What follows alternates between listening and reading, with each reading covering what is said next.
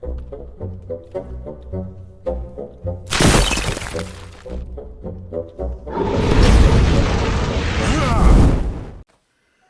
everybody, it's me, Riffraff Hornhelm, and I'm back again with another presentation from the Dwarven Vault.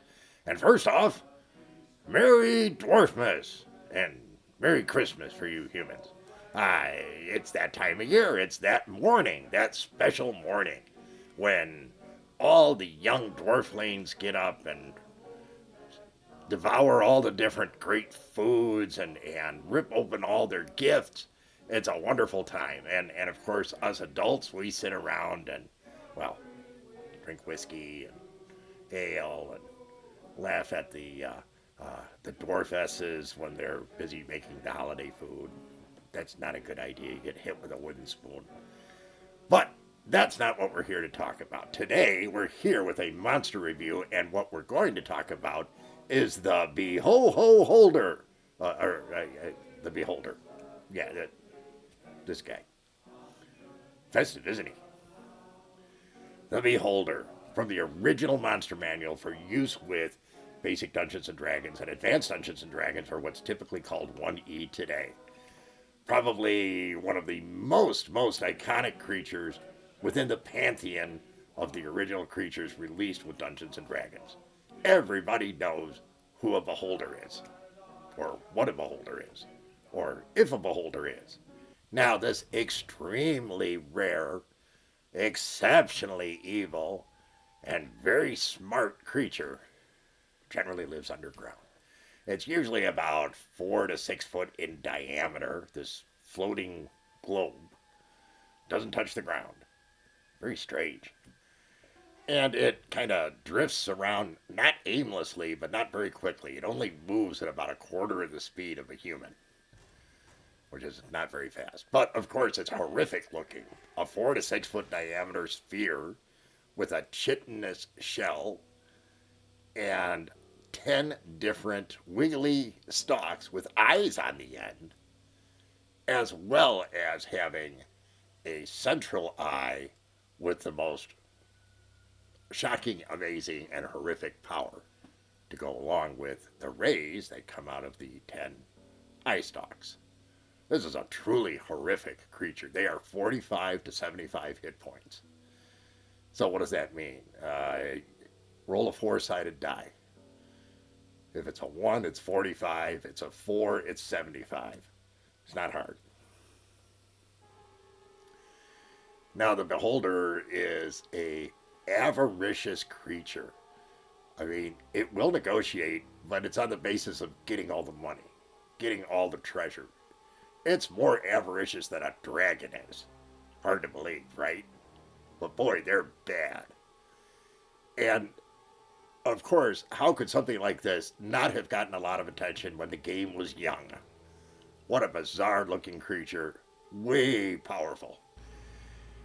And their armor class is nothing easy to deal with either. Even though their total hit points is not that high, they're still very difficult to kill. They have a 0 armor class for the body, which makes up 70% of the mass. If you're attacking it, more than likely you're going to try and hit the body or be forced to try and attack the body. That's a 0 armor class. The eye stalks are armor class 2. And the eye is armor class 7. Not a small eye. But it also has a very, very specific power. It is able to shoot a anti-magic ray, a cone, that extends out 140 feet. Now, it doesn't specifically have magic resistance, but any magic spell that crosses that anti-magic ray fails. Any magical item that's in the anti-magic ray won't work. While this is going on, it has 10 other stalks, each of which has its own magical ability. Now, if you're in front of it, it's only going to be able to put in about 4 stalks worth of effect against you as a group. If you're surrounding it, it can use all of them. One of the few times that surrounding a creature is not necessarily beneficial. And of course, the things that these different stocks are capable of doing are, wow, really, really powerful. There are three fairly simple ones like Charm Person or Charm Monster or Sleep. Those are three of the different tentacle effects that can be launched off at attacking creatures. Or how about Telekinesis, 2,500 gold pieces weight? Or Flesh to Stone, 30-foot distance in terms of how far out the effect goes. Even better, how about Disintegrate? I think that one's 40 feet. These are all different effects from these various eye stalks. You can also do Fear, like a wand, or Slow.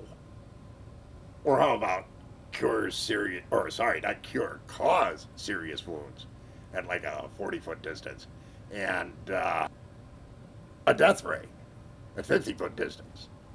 And then thinking about it, I think that Disintegrate is actually a 20-foot distance. But 10 different eye stalks, 10 different effects, and then that huge anti-magic ray in the front.